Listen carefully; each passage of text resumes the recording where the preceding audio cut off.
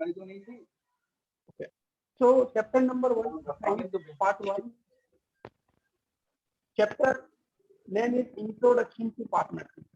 Yesterday we have learned only the definition of partnership. So I'm again repeating what is partnership. Definition according to Indian Partnership Act 1932. So partnership is the relation between the person who have agreed to share the profit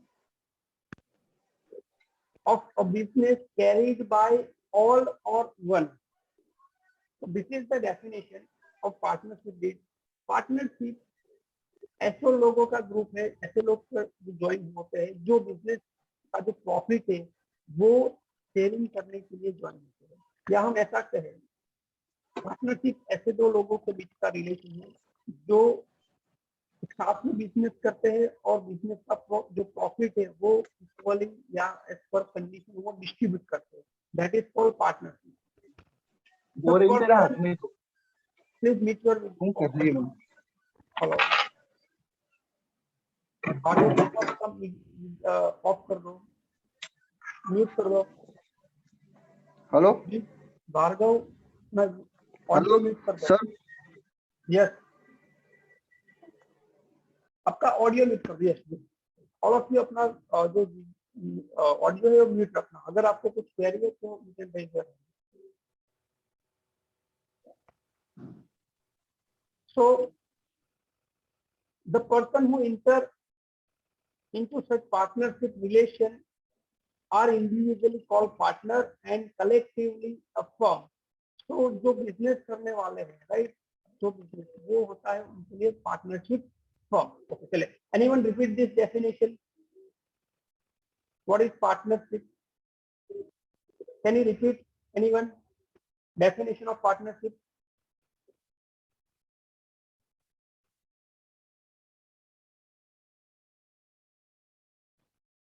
Fast, please repeat the definition of partnership. Anyone? चलो फटाफट partnership की definition को repeat करेगा जिससे हम आगे फटाफट chapter आगे कंटिन्यू करेंगे.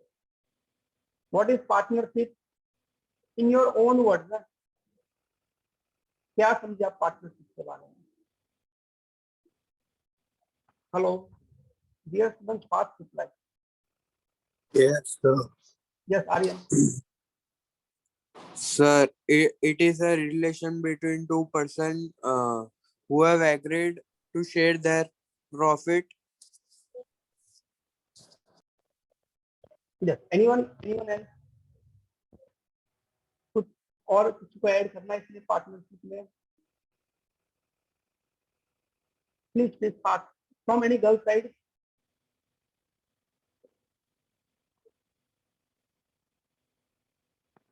चलिए, एनी गर्ल्स?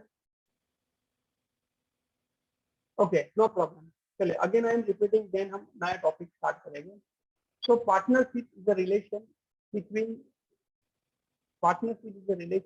To person. ये दो पर्सन के बीच में रिलेशन है. व्हाट हु हैव एग्रीड, जो लोग एग्री हुए, किस चीज के लिए एग्री हुए? Share the profit of business. तो बिजनेस का जो प्रॉफिट है वो शेयर करने के लिए एग्री हुए, राइट. और ये बिजनेस कैरीड बाय वन और ऑल. हो सकता है कोई एक बिजनेस को ऑपरेट करे या हो सकता है सभी मिलकर बिजनेस को ऑपरेट करे, तो उसे हम कहेंगे पार्टनरशिप, राइट. और जो इंडिविजुअली जो पर्सन इसमें रिलेशन है उसको इंडिविजुअली हम कहेंगे पार्टनर. और कलेक्टिवली इसे हम कहेंगे पार्टनरशिप फर्म. जो बिजनेस करने वाले उसको हम कहेंगे पार्टनरशिप फर्म. नाउ ये थोड़ा मैं आपको एक्सप्लेन कर दूं. हमने 11th क्लास में आप लोगों ने जो अकाउंटिंग किया है तो वो था सोल प्रोप्राइटरशिप की business. There is 3 types of business. एक होता है सोल प्रोप्राइटरशिप जिसमें एक ही बंदा है वो पूरा बिजनेस करता है, सारी रिस्पॉन्सिबिलिटी उसकी की होती है. फिर आता है पार्टनरशिप. तो ये second type of business, second type partnership firm. उसके बाद आएगा कंपनी फर्म. तो there is 3 types of business: sole proprietorship, partnership and company firm. 11th में हमने स्टडी कर दिया सोल प्रोप्राइटरशिप, राइट. 12th में हमें स्टडी करना है पार्टनरशिप. 12th में there is 2 account book. Account part 1 जिसमें आपको हमें पढ़ना है पार्टनरशिप, सारे चैप्टर्स पार्टनरशिप रिगार्डिंग है। और पार्ट 2 ये है कंपनी अकाउंटिंग, पूरा कंपनी के रिगार्डिंग आपको अकाउंटिंग करना है। So now maximum and minimum partners in the partnership firm, अगर पार्टनरशिप है उसमें मैक्सिमम और मिनिमम कितने पार्टनर्स हो गए वो हमें देखना है। तो इससे पहले मैं आपकी अटेंडेंस में just hold on 1 minute, hold on all of you.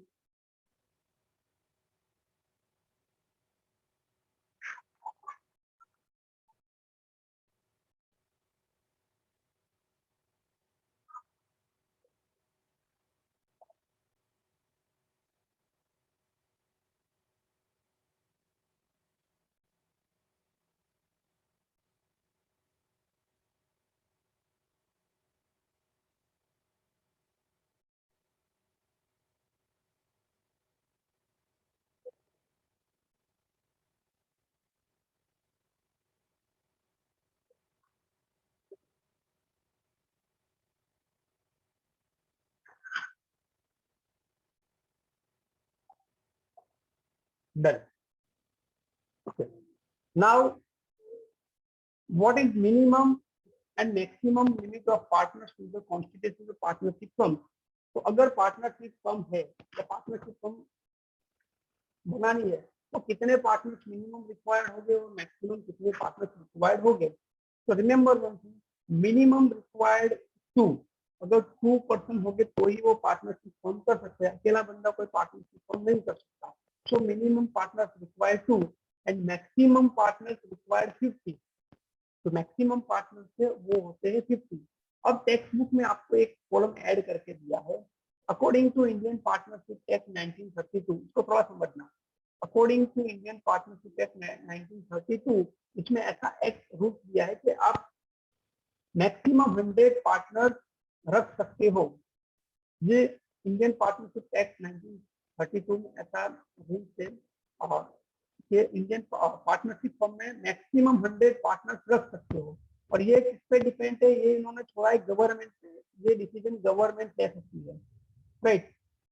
तो गवर्नमेंट ने क्या डिसीजन लिया? गवर्नमेंट ने डिसीजन लिया कि इंडियन पार्टनरशिप फर्म में मैक्सिमम हम 50 पार्टनर्स को ही रखेंगे, 50 से कोई भी ज्यादा पर्सन पार्टनरशिप में नहीं रहेगा। तो इसीलिए मिनिमम 2 पार्टनर्स और मैक्सिमम 50 पार्टनर्स को ही रखना है। टेक्स्ट बुक में आपको दिया है 100 बट 100 क्यों नहीं लेना है वो मैंने आपको एक्सप्लेन कर दिया। Understood all of you? Minimum 2 and maximum 50 partners, got it? Yes. Yes, sir. Okay.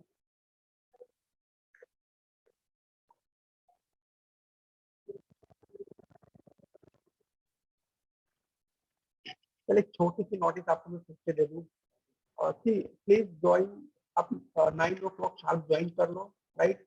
And your attendance is compulsory. आपको पता है 12th स्टैंडर्ड में अगर 80% आपकी अटेंडेंस होगी तो ही आपका बहुत सा फॉर्म फिल होगा। और ये सब कुछ ऑनलाइन हो रहा है, आपकी एवरीडे की नोटिस जो है वो ऑनलाइन होती है, right. So I request you all, regular class attend करो, सारे क्लास, बिकॉज ये 80% अटेंडेंस कंपलसरी है, इसको टेक इट सीरियसली।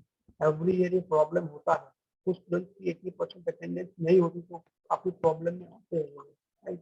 पर request you all as I class teacher, regular सारे क्लास अटेंड करो, जब तक स्कूल स्टार्ट है, लेक्चर हो रहे आप अटेंड करो। 80% अटेंडेंस तो आपकी कर ही देनी है एनीवे। चलो तो शार्प 9 o'clock ज्वाइन कर लो। मैं 9-10 को आपकी अटेंडेंस निकाल दूँ, अभी गिरीश पटेल ने ज्वाइन कर, गिरीश पटेल की अटेंडेंस अभी नहीं आई, right. So please I request, तो 9 o'clock शार्प आप ज्वाइन कर लो, है ना। Next, what is partnership bid for a firm? अब समझ लेना पार्टनरशिप बिड होता क्या है। सो जब पार्टनरशिप करेंगे कोई पार्टनर, तो पार्टनरशिप 2 टाइप की होती है। एक तो फुल ओरली पार्टनरशिप कर लेता है, मतलब इसमें कुछ एग्रीमेंट नहीं करते वो लोग, ओरली बस बोल देंगे जो प्रॉफिट होगा, ये प्रॉफिट कैपिटल ये जो है वो ओरली डिसाइड कर लेते हैं, तो उसे हम कहेंगे ओरल पार्टनरशिप। ये भी हो सकता है ओरल एग्रीमेंट उन्होंने ओरली किया है। और एक होता है रिटर्न पार्टनरशिप, एक होता है रिटर्न एग्रीमेंट। तो अगर पार्टनरशिप का जो रिटर्न एग्रीमेंट होता है उसे हम कहेंगे पार्टनरशिप डीड, कि पार्टनरशिप का जो रिटन एग्रीमेंट होता है उसे हम कहेंगे पार्टनरशिप डीड। अब ये पार्टनरशिप डीड पार्टनरशिप फर्म के लिए क्या है? So partnership deed is the administrative constitution of firm. Administrative constitution of firm means what? अगर इन फ्यूचर पार्टनर्स में कुछ डिस्प्यूट हो या कुछ मिसअंडरस्टैंडिंग हो तो फिर वो कैसे सॉल्व करेंगे? तो पार्टनरशिप डीड होगी, उन्होंने पार्टनरशिप डीड मतलब रिटन एग्रीमेंट किया होगा, तो हम वो मिसअंडरस्टैंडिंग या फिर जो डिस्प्यूट हुआ है पार्टनर्स के बीच में वो सॉल्व कर पाएंगे। तो that is called partnership deed. Partnership deed की डेफिनेशन हम देख लें, क्यों पार्टनरशिप डीड बनानी है, क्यों एडवाइजेबल है पार्टनरशिप डीड बनानी है?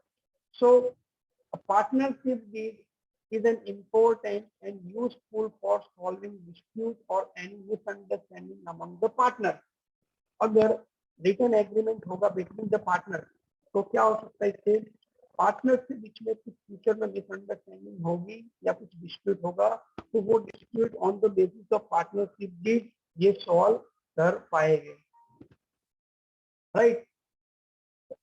So a written partnership deed is desirable or advisable so that the solution of any misunderstanding or dispute in the future can be obtained on the basis of the provision of the partnership deed. चलिए, तो partnership deed understood. What is partnership deed? समझ में आ गया partnership deed क्या है? फिर से मैं रिपीट कर रहा हूँ, ध्यान से समझ लें। पार्टनरशिप डीड ये रिटन एग्रीमेंट है पार्टनर्स के बीच में। क्या ऑब्जेक्टिव है? अगर फ्यूचर में कोई मिसअंडरस्टैंडिंग या डिस्प्यूट हो अमंग द पार्टनर तो हम पार्टनरशिप डीड में जो एग्रीमेंट किया है उससे हम सॉल्व कर पाएंगे। Now what is understood all of you? What is partnership deed? Yes, sir. तो tell me what is partnership deed. क्या समझे आप पार्टनरशिप डीड में? क्या समझे पार्टनरशिप डीड में? Anyone? Sir, a written agreement of partnership. Written agreement क्या? So it is a written agreement. Written agreement इसका क्या ऑब्जेक्टिव है? इसका क्यों पार्टनरशिप डीड बनानी? क्या ऑब्जेक्टिव है?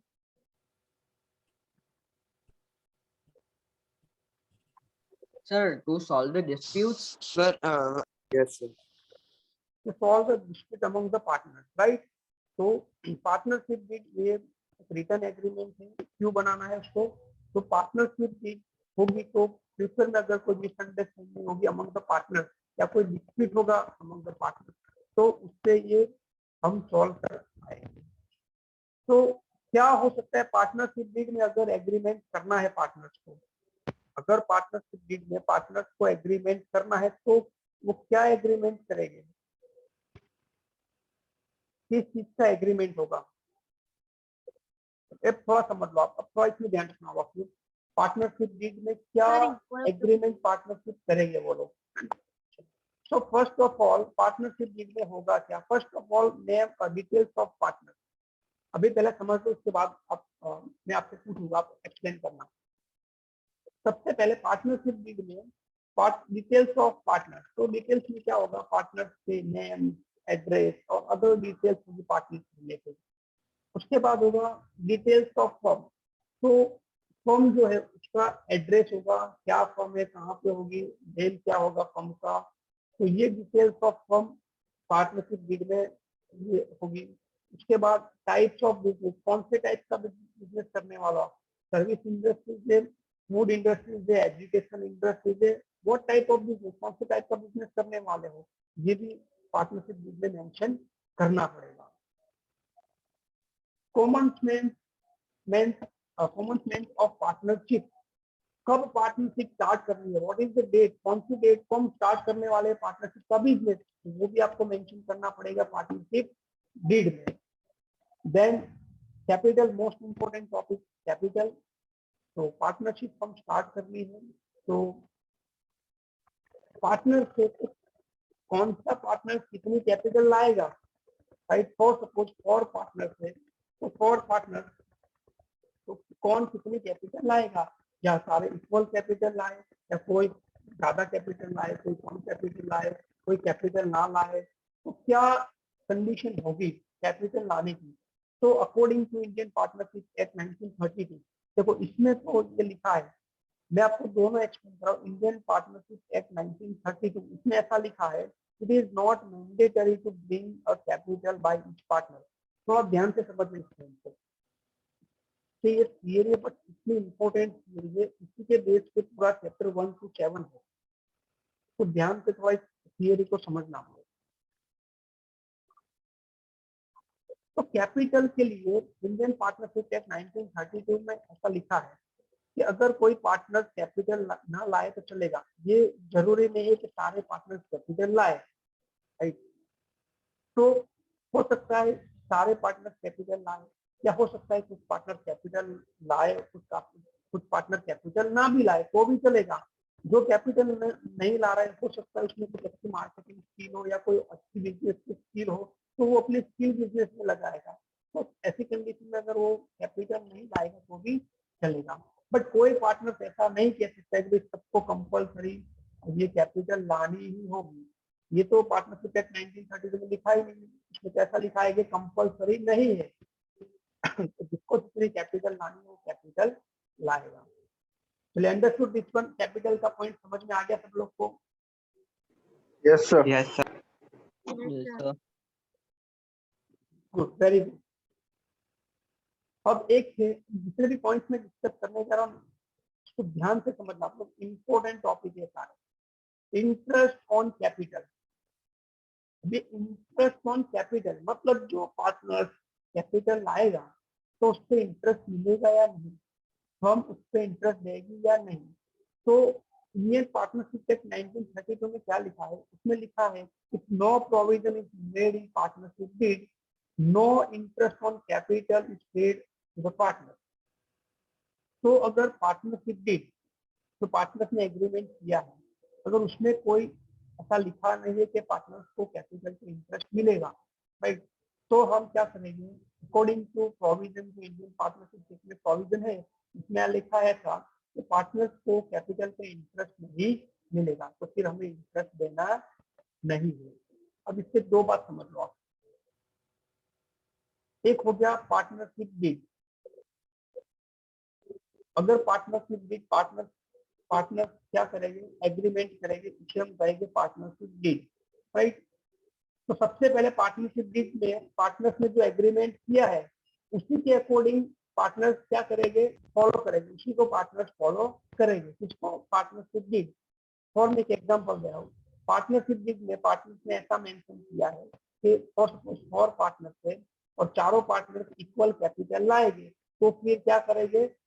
चारों पार्टनर्स इक्वल ही कैपिटल लाएंगे, बिकॉज उन्होंने पार्टनरशिप में ये एग्रीमेंट किया है। और सपोज पार्टनरशिप डीड में उन्होंने कैपिटल रिगार्डिंग कोई भी एग्रीमेंट नहीं किया है, तो फिर इसको कैसे हम सॉल्व करेंगे? तो फिर हम किसको फॉलो करेंगे? Indian partnership act 1932। यह इंडियन पार्टनरशिप एक्ट 1932। इसका ये मतलब होता है कि सबसे पहले हमें किसको फॉलो करना है? इंडियन पार्टनरशिप डीड को। मतलब पार्टनर्स ने जो डिसाइड किया उसी तरीके से सब कुछ डिस्ट्रीब्यूट होगा, राइट। कैपिटल तो जो डिसाइड किया है पार्टनरशिप डीड में अकॉर्डिंग टू कैपिटल लानी है, प्रॉफिट लॉस जो भी डिसाइड किया है, तो सबसे पहले हमें क्या फॉलो करना है? Indian partnership deed. अगर पार्टनरशिप डीड में कुछ पॉइंट ऐसे जिसको मेंशन नहीं किया पार्टनर्स ने, तो हम किसको फॉलो करेंगे? तो हम फॉलो करेंगे इंडियन पार्टनरशिप एक्ट 1932। हम इंडियन पार्टनरशिप एक्ट 1932 और पार्टनरशिप डीड वो भी अब डिटेल्स में देखने वाले हैं। तो कैपिटल ऑन इंटरेस्ट, तो सबसे पहले अगर पार्टनर्स ने पार्टनरशिप डीड में कुछ मेंशन किया है इंटरेस्ट ऑन कैपिटल, तो हमें सबसे पहले फॉलो क्या करना है? Partnership deed. अगर पार्टनरशिप डीड में कुछ भी मेंशन नहीं किया है, तो फिर as per Indian partnership act 1932 पार्टनर्स को इंटरेस्ट नहीं मिलेगा कैपिटल पे। Understood all of you? Yes, sir. Yes, sir. Yes, sir. Drawing, अब पॉइंट आया ड्राइंग। ड्राइंग को थोड़ा समझ सकते हैं. Drawing means what? So partner and employee, employee जो होते हैं उनको एवरी मंथ सैलरी मिलती है, तो उनसे उनका घर चलता है. What about partner? Partner is owner. याद रखना, पार्टनर वो एम्प्लॉय नहीं है, partner are owner of business. तो ऑनर को क्या सैलरी मिलेगी? नहीं मिलती सैलरी ऑनर को, राइट. तो पार्टनर जो है वो उनका घर का खर्चा है, जो एक्सपेंस वो कैसे निकालेंगे? तो उनको भी मंथली कुछ ना कुछ तो चाहिए ना अमाउंट. तो क्या करेंगे पार्टनर? एवरी मंथ वो क्या करेंगे? ड्रॉइंग करेंगे from the business. So every businessman, वो एम्प्लॉय नहीं है, वो ऑनर है, तो ऑनर को भी अमाउंट तो चाहिए एवरी मंथ. तो वो क्या करेंगे? वो ड्रॉइंग करेंगे एवरी मंथ. तो ड्रॉइंग पार्टनर से, एक से ज्यादा पार्टनर से, तो फिर ये भी प्रॉब्लम होगा यार, कौन कितना ड्राइंग करेगा एवरी मंथ. अगर किसी ने ज्यादा ड्राइंग कर लिया तो जो कम ड्राइंग कर रहा है वो पार्टनर को अपोज करेगा, राइट. तो इसीलिए पार्टनरशिप एग्रीमेंट में ये डिसाइड करना पड़ता है कि कौन कितना ड्राइंग करेगा एवरी मंथ. तो partnership, what maximum amount can be withdrawn by each partner also mentioned in the partnership deed. तो ये भी पार्टनरशिप डीड में मेंशन कर देना पड़ेगा. Then interest on drawing. Again interest on drawing, सबसे पहले तो क्या पार्टनरशिप डीड में इसके लिए कुछ एग्रीमेंट किया है? अगर यस, तो फिर जो एग्रीमेंट किया है इसी तरह से आपको इंटरेस्ट ऑन ड्राइंग देना पड़ेगा.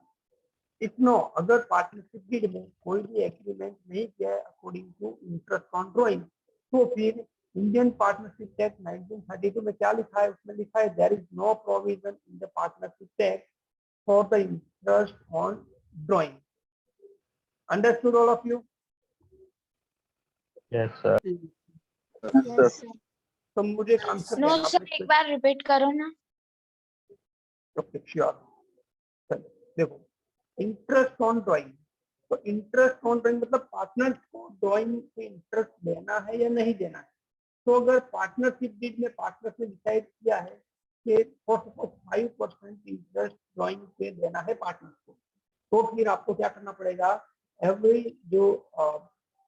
ईयर पार्टनर को ड्राइंग पे 5% इंटरेस्ट देना पड़ेगा, बिकॉज वो पार्टनरशिप डीड में एग्रीमेंट किया है.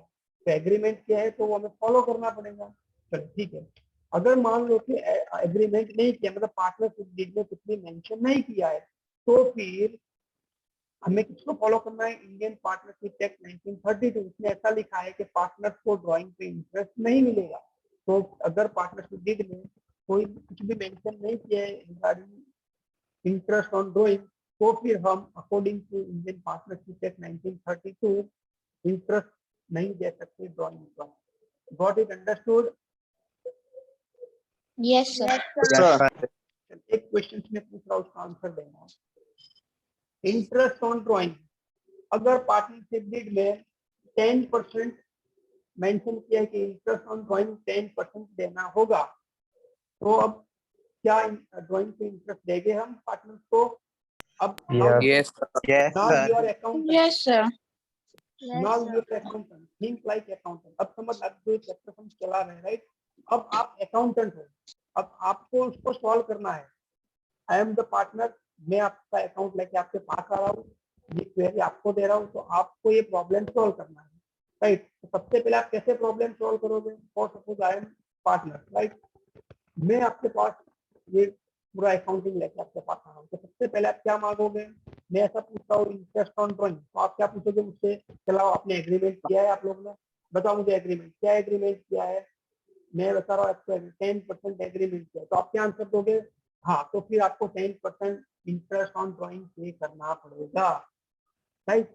फॉर सपोज मैं ऐसा आपको बताऊँ कि नहीं, हमने तो कुछ पार्टनरशिप डीड में इसके रिलेटेड कुछ मेंशन नहीं किया है, तो फिर आप क्या आंसर दोगे?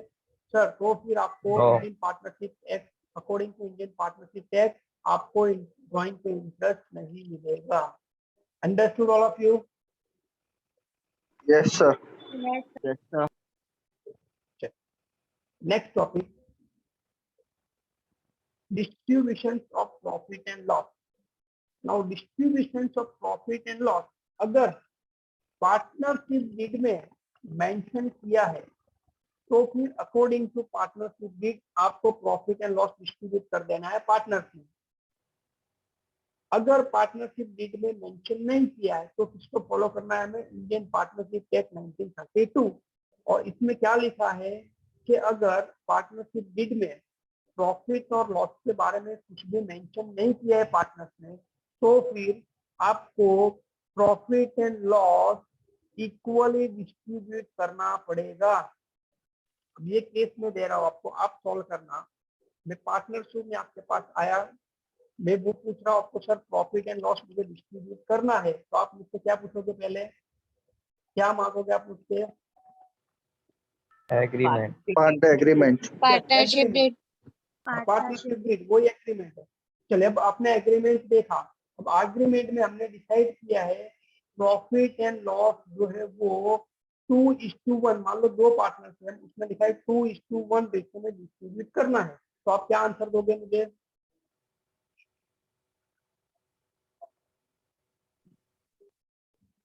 आप क्या समझाओगे, मुझे क्या आंसर दोगे तो कैसे डिस्ट्रीब्यूट होगा प्रॉफिट एंड लॉस?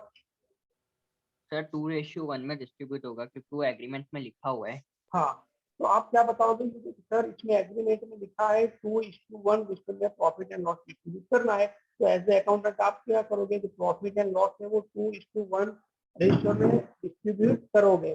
चलिए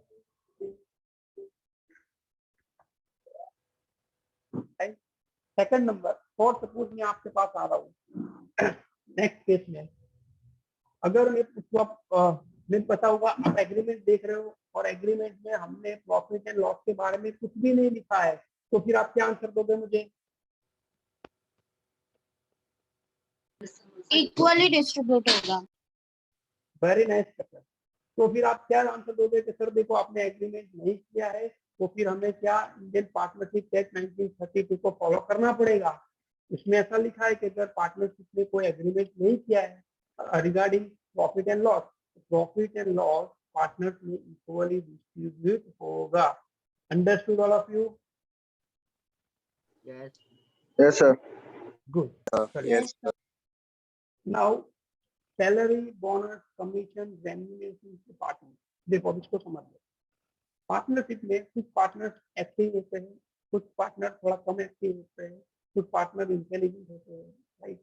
तो कुछ पार्टनर पार्टनरशिप में कुछ अच्छा परफॉर्मेंस, एक्सेलेंट परफॉर्मेंस करते हैं, राइट।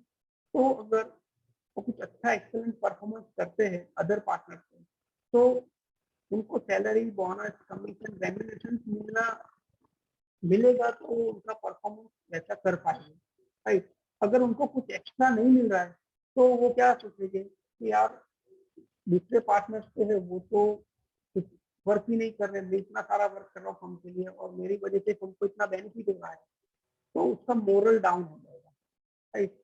तो सैलरी, बोनस, कमीशन, रेम्यूनरेशन को कुछ मिलेगा, राइट, तो वो अपना एफर्ट जारी रखेगा, राइट। अदरवाइज उसका मोरल डाउन हो जाएगा तो वो काम नहीं करेगा। तो अब समझ लो इसको। तो अगर पार्टनरशिप डीड में पार्टनर्स ने एग्रीमेंट किया है कि कोई पार्टनर एक्स्ट्रा एफर्ट कर रहा है बिजनेस के लिए, तो उसको सैलरी, बोनस, कमीशन, रेम्यूनरेशन देना होगा। ये पार्टनरशिप डीड में पार्टनर्स ने एग्रीमेंट किया है तो उनको देना पड़ेगा।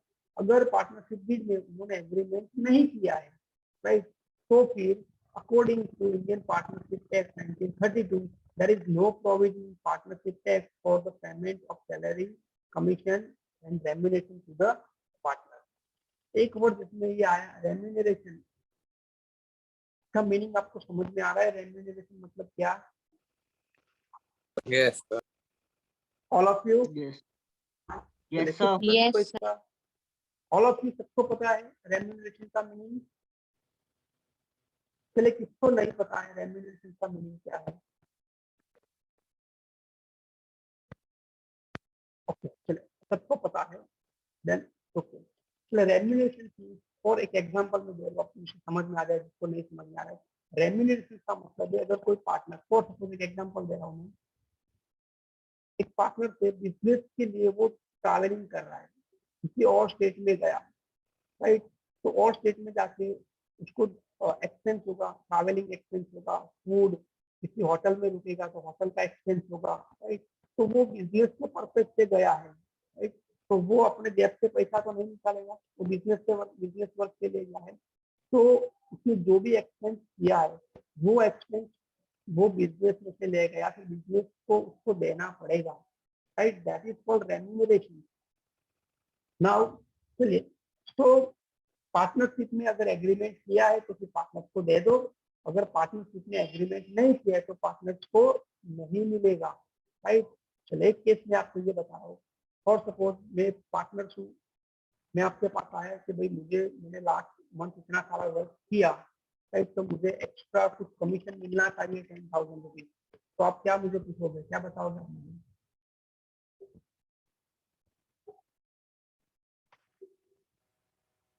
एज अ पार्टनर में आपके पास आया, you are accountant, you are my accountant. As a partner में आपके पास आया, मैं आपको बता रहा हूँ कि यार देखो लास्ट मंथ तो मैंने काफी सारा वर्क किया है, तो मुझे 10,000 कमीशन मिलना चाहिए इस मंथ। तो आप क्या मुझसे पूछोगे सबसे पहले? Partnership deed. पार्टनरशिप डीड का। अब आपने पार्टनरशिप डीड मांगी मुझसे, और पार्टनरशिप डीड आप देख रहे हो, और उसमें लिखा है कि अगर पार्टनर कुछ एक्स्ट्रा एफर्ट कर रहा है तो उसको कमीशन मिलना चाहिए।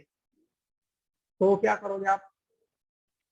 तो सर मिलेगा तो आपको कमीशन दे देंगे सर। तो फिर आप कमीशन दे दोगे, राइट? अगर मान लो कि उसमें कुछ भी नहीं लिखा है, सैलरी बोनस कमीशन के लिए कुछ भी नहीं, कुछ मेंशन नहीं किया है पार्टनरशिप डीड में, तो आप मुझे क्या आंसर दोगे? सर कमीशन नहीं मिलेगा। तो सर नहीं मिलेगा सर कुछ भी। नहीं है तो फिर नहीं मिलेगा। हाँ, तो फिर आप मुझे क्या बताओगे? देखो सर, ये पार्टनरशिप डीड में आपने ही एग्रीमेंट किया है, इसमें कुछ भी नहीं लिखा है, आपने सैलरी कमीशन बोनस उसके बारे में आपने कुछ मेंशन ही नहीं किया है, तो फिर अब आपको कुछ भी मिलने वाला नहीं है, right? Understood all of you? समझ में आ रहा है सबको ये? Yes sir. Yes, sir. Yes, sir. अगर कहीं पे भी कोई पॉइंट समझ में ना आ रहा है तो पूछ लेना, आई विल रिपीट। 2 बार 3 बार मुझे रिपीट करना पड़ेगा, मैं रिपीट करूंगा, बट जो हम टॉपिक डिस्कस कर रहे हैं वेरी इंपॉर्टेंट टॉपिक है, राइट? बिकॉज इसी के बेस पे पूरा चैप्टर 1 to 7 है, पूरा पार्ट 1। चले next one, interest on loan provided by partners to firm. ये इंपॉर्टेंट पॉइंट है, समझ लेना। अगर कोई पार्टनर फर्म को लोन दे रहा है तो फिर क्या करेगा?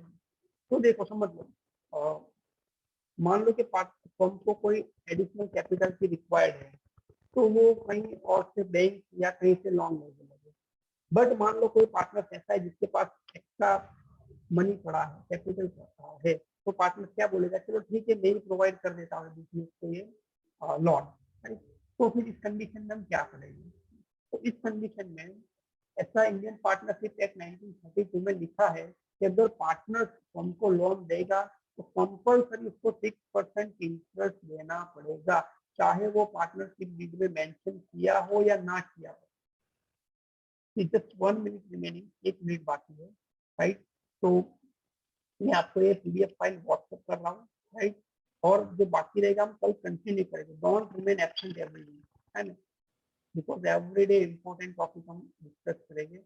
सो 1 मिनट में अगर खत्म हो जाएगा तो हम कल इसको वापस रिपीट करेंगे कि मैं पीडीएफ फाइल आपको सेंड कर रहा हूँ व्हाट्सएप पे, इसको थोड़ा स्टडी कर लेना, राइट? कल मैं उसको कुछ क्वेश्चन किया तो पूछने वाला हूँ, राइट? चलो, तो अगर पार्टनरशिप फर्म में इसका डिस्कस ना किया हो तो भी पार्टनर्स ने जो फर्म को